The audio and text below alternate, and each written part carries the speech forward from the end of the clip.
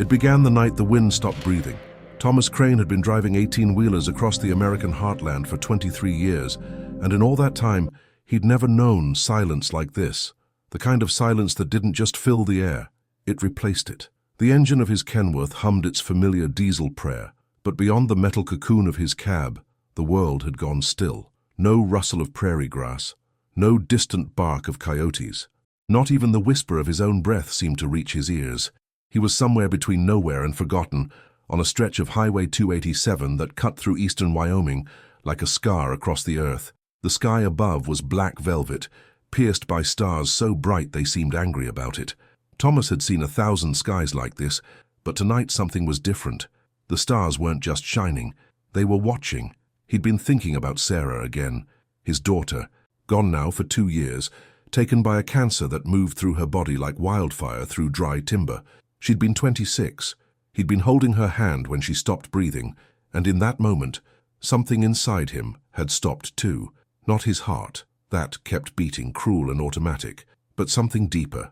Some part of him that used to believe the world made sense, that God had a plan, that suffering meant something. The church people had told him it was all part of God's design, that Sarah was in a better place, that he'd see her again someday. Thomas had nodded and thanked them and never went back, because if there was a God who needed to take his little girl to teach him some lesson, then that wasn't a God worth knowing. The road stretched ahead, endless and empty.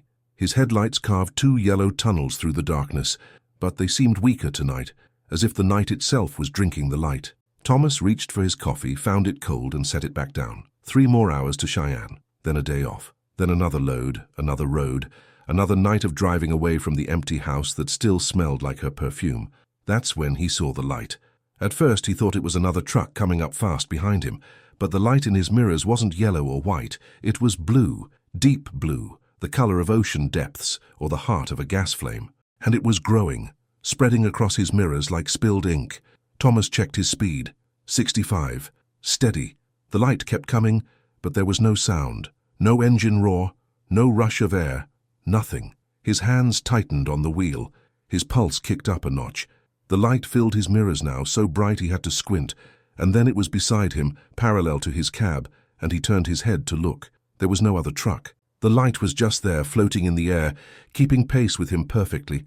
A sphere of blue luminescence, roughly the size of a car, hovering 6 feet off the ground. Thomas felt his throat go dry. His foot eased off the accelerator. The sphere slowed with him, maintaining its position. 60 miles per hour, 50, 40. When he brought the truck to a stop on the shoulder, the sphere stopped too. For a long moment, Thomas just sat there, hands still gripping the wheel, staring at the impossible thing floating outside his window. His mind cycled through explanations. Military drone, weather balloon, some kind of optical illusion, but none of them fit. The light wasn't mechanical. It pulsed gently like breathing, and as he watched, colors began to swirl within it. Purple, silver, gold. They moved like oil on water, creating patterns that his eyes tried to follow but couldn't quite catch. He should drive away. He should call someone. He should do anything except what he did next, which was open his door and step down onto the asphalt.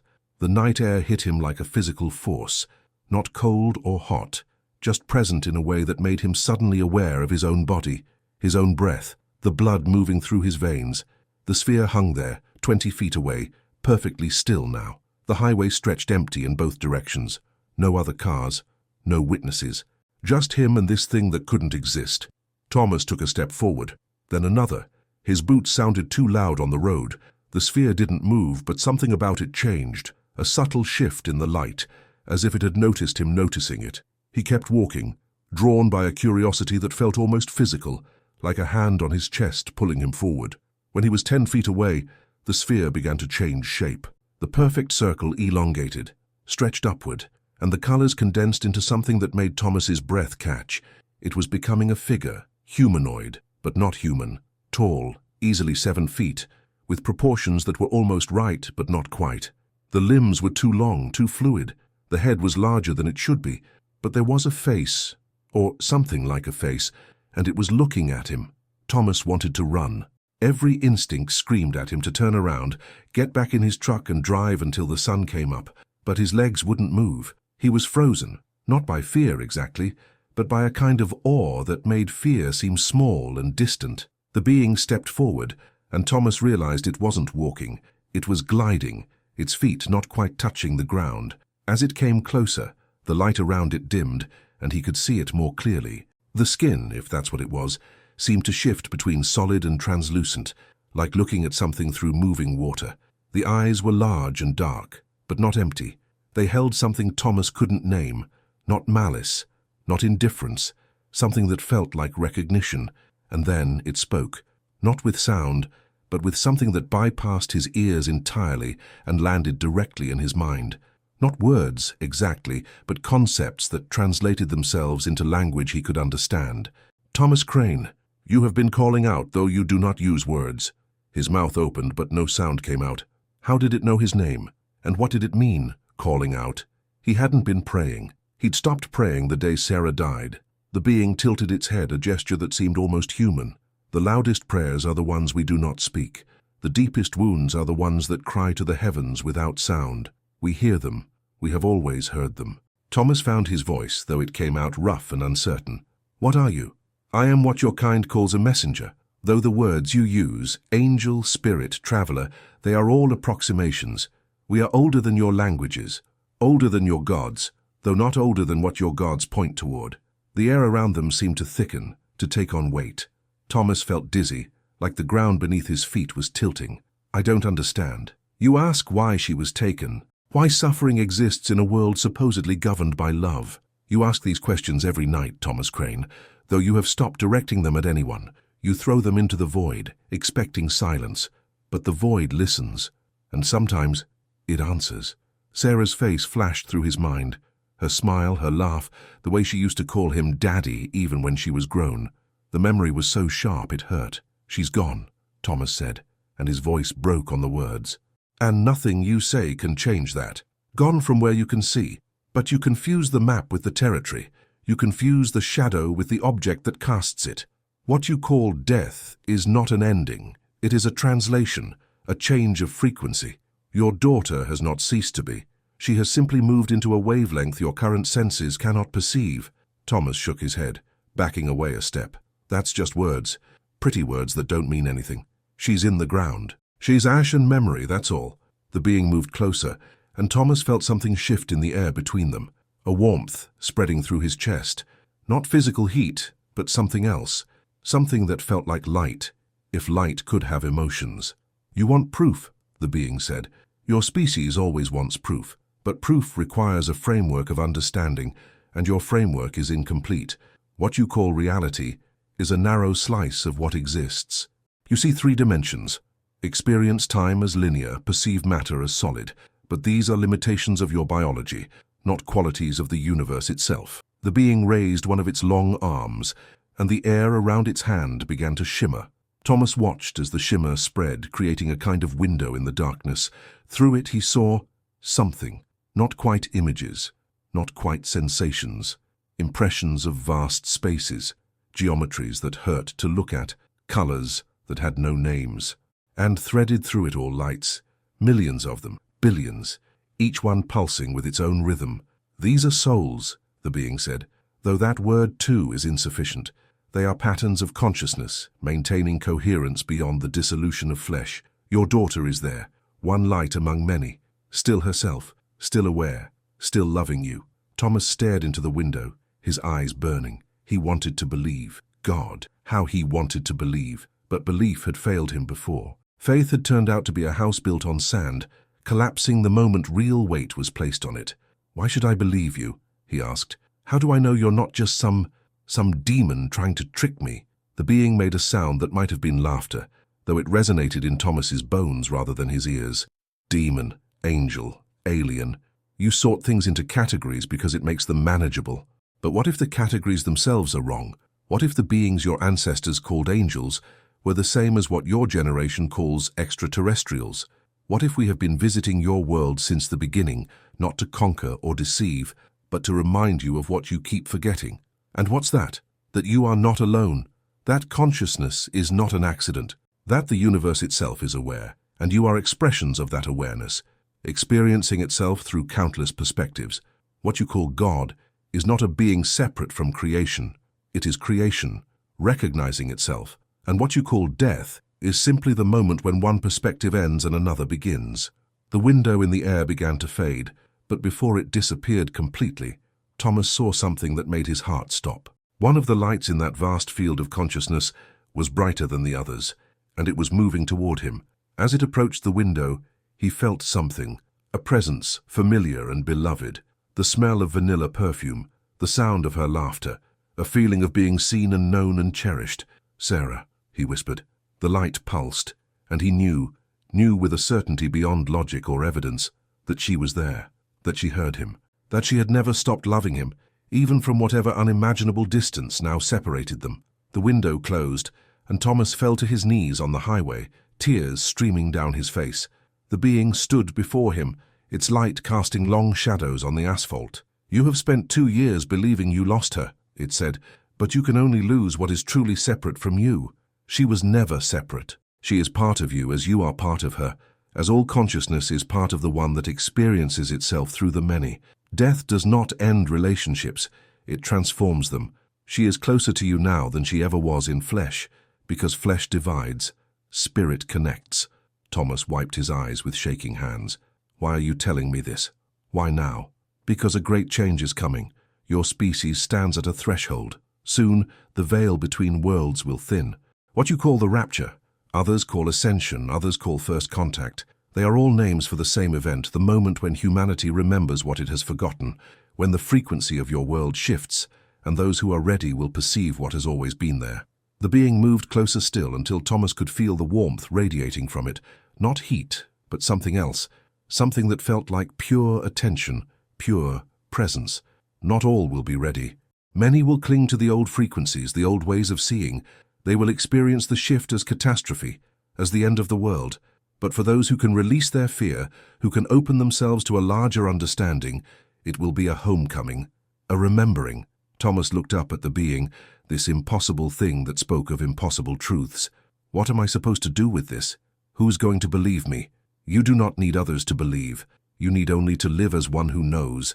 The change begins in individual hearts, Thomas Crane. It spreads not through preaching, but through presence. When you return to your life, you will be different. Others will sense it, though they may not understand why. Some will be drawn to you. Some will ask questions, and when they do, you will know what to say, not because I told you, but because you will remember what you have always known. The being began to fade, its light growing dimmer. Thomas reached out instinctively, not wanting it to go, not wanting to be left alone again with his grief and his questions. "Wait," he said. "Will I see you again? You have always been seeing us. Every coincidence, every moment of unexpected beauty, every time the world seems to crack open and show you something more. We are the whisper beneath the noise, the pattern behind the chaos. We have never left, Thomas Crane. You have simply forgotten how to look." The light collapsed inward, shrinking back into that perfect sphere of blue luminescence. It hung in the air for one more moment, pulsing like a heartbeat, and then it shot upward, accelerating so fast that it left a trail of after-images burned into Thomas's vision. Within seconds, it was gone, swallowed by the stars. Thomas stayed on his knees on the empty highway, feeling the asphalt press into his bones, feeling the wind start to move again, carrying the scent of sage and diesel and something else. Something he couldn't name but recognized anyway. He stayed there until his legs ached and his tears dried, and the eastern horizon began to lighten with the promise of dawn. When he finally stood and walked back to his truck, he felt different. Lighter somehow, despite carrying the same body, the same memories, the same grief. But the grief had changed shape. It was still there. He knew it would always be there, but it no longer felt like a wall between him and the world. It felt like a door, a passage to something larger. He climbed into his cab, turned the key, and felt the engine rumble to life. The road ahead was the same road it had always been, stretching toward the horizon. But the horizon looked different now, not like an ending, like a beginning. The days that followed were strange in ways Thomas couldn't articulate.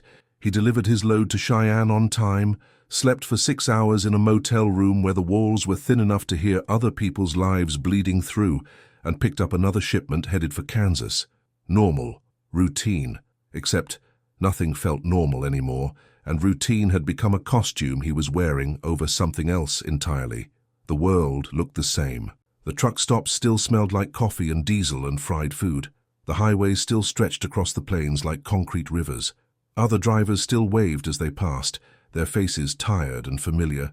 But underneath it all, Thomas sensed something he'd never noticed before, a kind of hum like electricity running through wires buried just below the surface of reality. He tried to explain it to himself, tried to convince himself he'd been hallucinating, that the stress and grief and endless lonely nights had finally caught up with him, that his mind had conjured exactly what he needed to see. But the explanation felt thin, like tissue paper held up against sunlight, because he could still feel it, that warmth in his chest, that sense of connection, that knowing. Sarah was still there, somewhere, somehow, and he wasn't alone. The first sign came 3 days after the encounter, at a truck stop outside of Salina. Thomas was fueling up, watching the numbers climb on the pump, when he noticed the kid, couldn't have been more than 19, standing by a beat-up Honda with its hood open, staring at the engine like it might explain itself if he just looked long enough. The kid's shoulders were hunched, and even from a distance Thomas could see the tension in his posture, the kind that comes from being lost and broke and out of options. A week ago, Thomas would have looked away, would have minded his own business, finished fueling and driven off. But today his feet carried him across the parking lot before his mind could object. "Engine trouble?" he asked, approaching slowly so as not to startle the kid. The boy looked up, and Thomas saw eyes that were red-rimmed and exhausted. "Won't turn over. Was running fine this morning, then just died. I don't know anything about cars." Thomas looked at the engine, saw the problem immediately. Corroded battery terminals, loose connection. 5-minute fix if you knew what you were doing. "You got anywhere you need to be?" The kid's face crumpled slightly, and he looked away. "Was trying to get to my mom's place. She's in the hospital in Wichita. Cancer. I'm all she's got." The word hit Thomas in the chest. Cancer. The thing that had taken Sarah, now reaching for someone else's mother. He felt that warmth in his chest again, spreading outward, and suddenly he knew what he was supposed to do.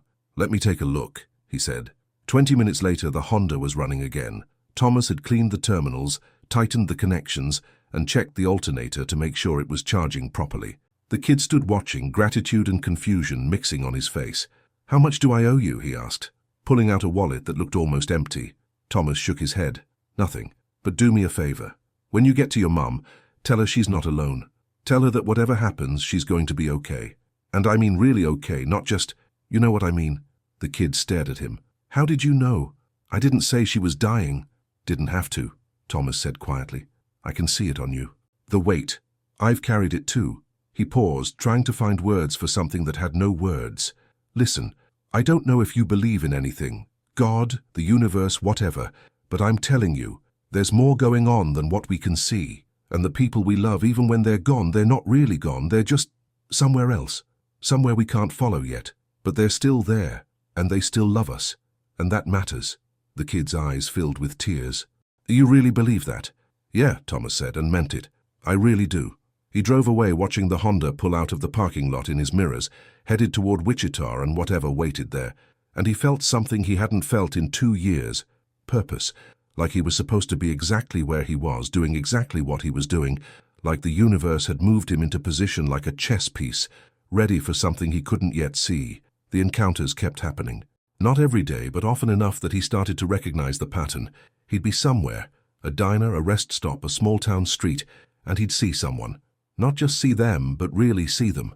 See the weight they were carrying, the questions they were asking, the wounds they were trying to hide. And something in him would respond, drawing him toward them like iron to a magnet.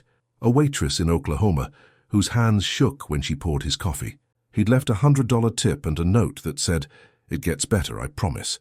Later, he'd wondered where those words came from, but they'd felt true as he wrote them. A mechanic in New Mexico, whose shop was failing, who stood in the garage bay at dusk looking defeated. Thomas had stopped to get his brakes checked and ended up talking for 2 hours about faith and loss and second chances. The mechanic had cried, told him things he'd never told anyone, and when Thomas left, the man had hugged him and said, "I don't know who you are, but I think God sent you here." Maybe he had. Or maybe what that being on the highway had called God was bigger than Thomas had ever imagined, working through channels he'd never considered. The dream started in the second week. Not nightmares, but visions so vivid they felt more real than waking. He'd see Sarah not as she'd been at the end, skeletal and weak, drowning in morphine, but as she'd been at her best, healthy, laughing, whole. She'd talk to him, though he couldn't remember the words when he woke, but he remembered the feeling, the absolute certainty that she was okay, that she was trying to tell him something important. In one dream, she took his hand and led him to a cliff edge. They stood there together, looking out at an ocean that stretched to infinity, and she pointed at the water. "See, Daddy? It's all connected. Every drop is separate, but they're all the same ocean. That's what we are. That's what everything is." He woke from that dream with tears on his face and sunrise breaking through the motel curtains, and for the first time since she died, he didn't feel the crushing weight of her absence. He felt her presence instead, subtle, gentle, but undeniably there. The change in him was becoming noticeable. Other drivers started seeking him out at truck stops, drawn by something they couldn't name. They'd sit with him over coffee, talking about their lives, their fears, their losses. He never preached, never quoted scripture, or tried to convert anyone. He just listened, really listened, and when he spoke truth as he understood it now, that nothing was truly separate, that love didn't end with death, that the universe was more conscious and compassionate than any of them had been taught to believe. Some thought he'd found Jesus. Some thought he'd lost his mind. Thomas didn't correct either assumption. He knew what he knew, and that was enough. 3 weeks after the encounter, he was driving through the Texas Panhandle when the radio died mid-song. Not crackling static, just sudden silence. He reached for the dial, but before his hand got there, the speakers hummed back to life. Not with music, but with something else. A frequency, a tone, and underneath it, barely audible, a voice. "Thomas Crane, the time is approaching. Are you ready?" His hands tightened on the wheel. The highway ahead was empty, the landscape flat and featureless under an overcast sky. Ready for what? The shift. What your prophets called the day of judgment. What your scientists call a paradigm shift. What we call the awakening. The frequency of your world is rising. Those who can match it will transition smoothly. Those who resist will experience turbulence. Thomas glanced at the radio, then back at the road. Talking to disembodied voices through truck speakers, a month ago this would have terrified him. Now it felt almost natural. What am I supposed to do? What you have been doing. Be a lighthouse. Others are waking up too, all over your world. They need to know they're not crazy. They need to know what they're feeling is real. You help them remember. That is your purpose now. "I'm just a truck driver," Thomas said. "I'm nobody special." Everyone is special. Everyone is necessary. The change doesn't come from the powerful or the famous. It comes from ordinary people doing extraordinary things. Acts of kindness, moments of connection, words spoken from the heart. You think you're just one man, but you're a node in a network. Every person you touch touches others. The ripple spreads. That's how light wins. Not through blinding flashes, but through steady accumulation. The voice faded, replaced by static, then by country music playing at normal volume. Thomas drove on, but his mind was racing. A network, nodes, ripples. He thought about all the people he'd talked to in the past 3 weeks. The kid at the truck stop, the waitress, the mechanic. Had they talked to others? Had those others talked to more? How far did the ripple go? He started paying attention to the news differently. Amidst all the usual chaos, political scandals, economic anxiety, international tensions, he began to notice other stories. Small ones, tucked in the margins. Reports of mass sightings of unusual lights in the sky, increasing numbers of people claiming spiritual experiences, communities coming together in unexpected ways, helping each other without being asked, churches reporting that people were coming back, not for doctrine but for connection, scientists baffled by strange readings in the Earth's magnetic field, children drawing pictures of beings that looked remarkably similar across different continents. Something was happening, something large and slow and inexorable, like continental plates shifting beneath the ocean.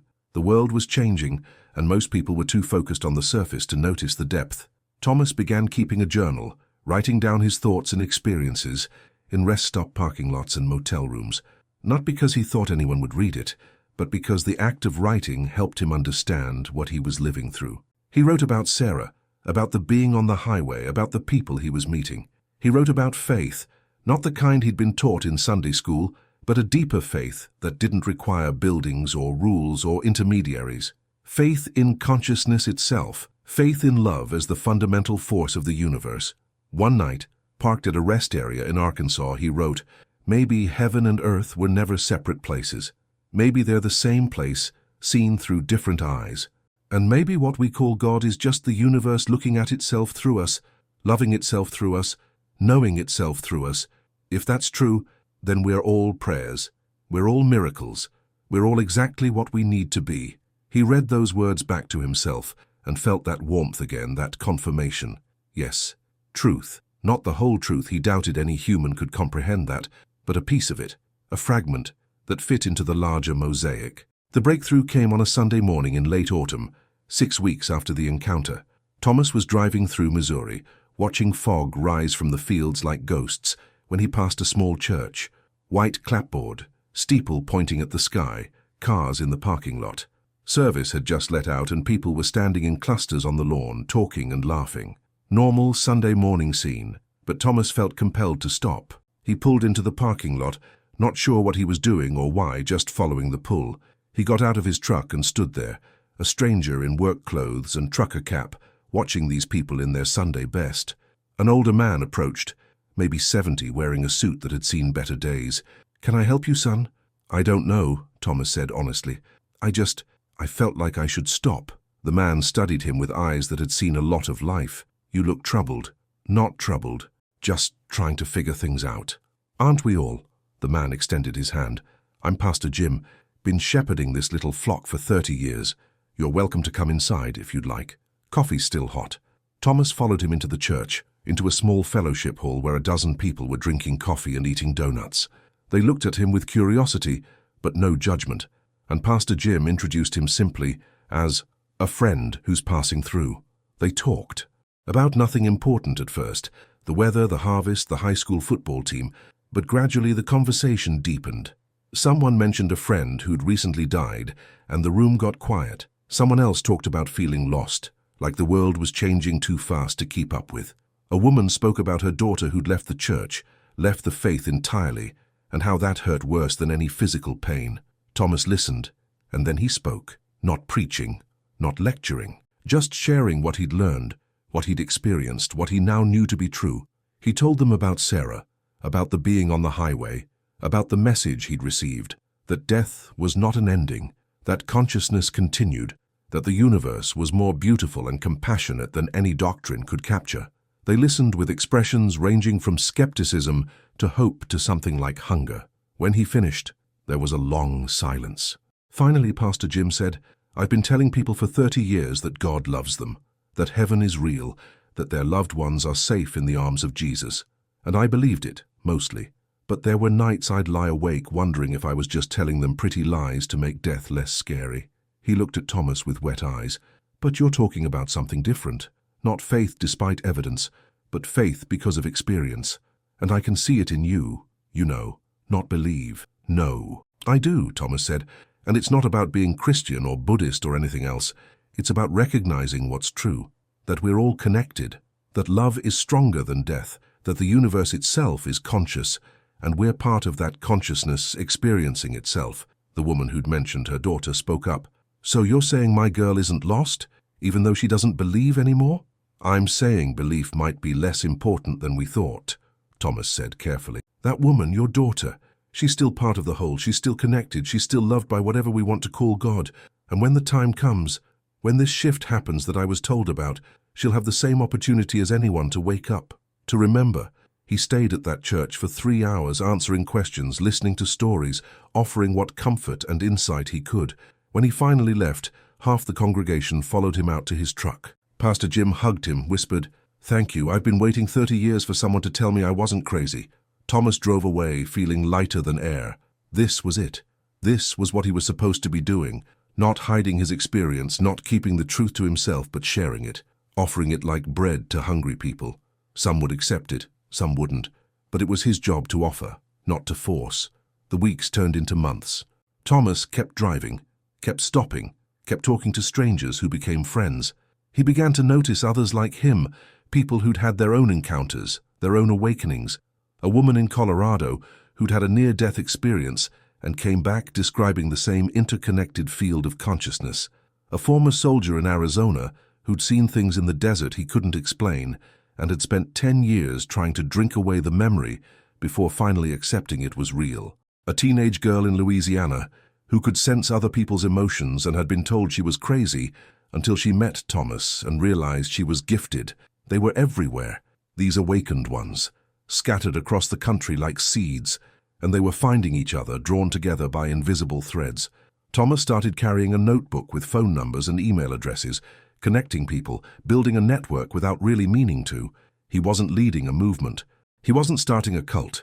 He was just introducing kindred spirits, letting them know they weren't alone and watching what happened next. Some formed prayer groups. Some started meditation circles. Some just became friends, supporting each other through the strangeness of being awake in a world that was still mostly asleep. 6 months after his encounter on Highway 287, Thomas was back in Wyoming. Different highway, different season, but the landscape was familiar. Endless plains, huge sky, wind that never stopped moving. It was late afternoon, and the sun was dropping toward the horizon, painting the clouds gold and orange and purple. He pulled over at a scenic overlook, got out of his truck and stood at the edge of the prairie, looking out at forever. The wind pulled at his clothes, and he closed his eyes, breathing deeply. He could feel it now without trying, that hum beneath everything, that consciousness that permeated all things. It was always there. He'd just learned to notice it. "Sarah," he said aloud, "if you can hear me, I want you to know I'm okay. More than okay. I understand now, and I'm sorry it took losing you to wake me up, but I'm grateful for everything I've learned. I'm grateful for the time we had, and I'm grateful we're not really apart." The wind shifted, and for just a moment he caught that scent again, vanilla perfume. He smiled, tears running down his face, but they were good tears, healing tears. He thought about that being, the messenger, the angel, alien, whatever it was. It had told him the truth, that he would be different, that others would notice, that he would know what to say when the time came. All of that had happened. The encounter had changed everything, not by adding something to his life, but by removing the blinders that had kept him from seeing what was already there. Thomas opened his eyes and looked up at the sky. The stars were beginning to appear, emerging one by one from the darkening blue, each one a sun, maybe with planets, maybe with life. The universe was unimaginably vast, and yet somehow, impossibly, it was all connected, all one thing experiencing itself through countless perspectives. And somewhere in that vastness, his daughter existed, aware and loved and whole. He had never really lost her. He had only learned a new way of loving her.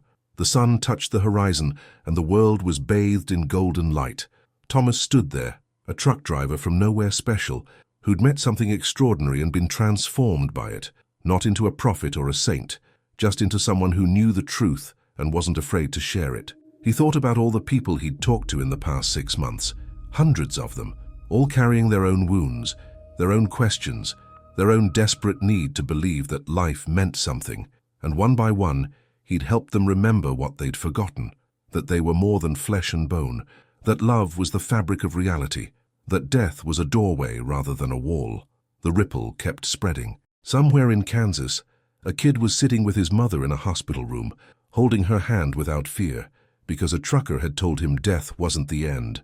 Somewhere in Arizona, a former soldier was helping other veterans process their trauma, teaching them that what they'd experienced wasn't insanity, but expanded perception. Somewhere in Louisiana, a teenage girl was using her gift to help others, no longer ashamed of what she could do. And in 1,000 other places, in 1,000 other ways, people were waking up, remembering, opening their eyes to a larger reality. The change was coming. Not tomorrow, maybe not even in his lifetime, but it was coming, as inevitable as dawn. The frequency was rising, the veil was thinning, and when the shift finally happened, whatever form it took, there would be people ready. People who'd learned to see beyond the surface, people who'd remembered what they'd always known. Thomas got back in his truck as the last light faded from the sky. He had a delivery to make in Montana, then another in Idaho. Endless miles ahead, but they didn't feel endless anymore. They felt like purpose, like home, like exactly where he needed to be. He turned the key, felt the engine rumble to life and pulled back onto the highway. The road stretched ahead into the darkness, but he wasn't afraid of the dark anymore, because he knew something now that he'd never known before. The light was always there. You just had to remember how to see it, And once you remembered, you could help others remember too. That's how the world changed. Not all at once, in a blinding flash of revelation, but slowly, gently, one awakened heart at a time. One conversation, one connection, one moment of recognition. The universe was waking up to itself, remembering what it had always been. And Thomas Crane, ordinary man, broken father, humble trucker, was part of that awakening. He drove into the night, carrying his cargo and his truth, ready for whatever came next. The stars watched from above, silent witnesses to the miracle unfolding below, the miracle of consciousness recognizing itself, of love transcending death, of the divine expressing itself through the ordinary. Maybe the alien had been an alien, maybe it had been an angel, maybe it had been something else entirely, something beyond categories and classifications. In the end, it didn't matter what it was called. What mattered was the message. What mattered was the truth. What mattered was that Thomas Crane, who had lost everything, had found something larger, a faith renewed not by dogma or doctrine, but by direct experience of the interconnected wonder that was existence itself, and in finding it, he had become a light for others walking in darkness. That was miracle enough.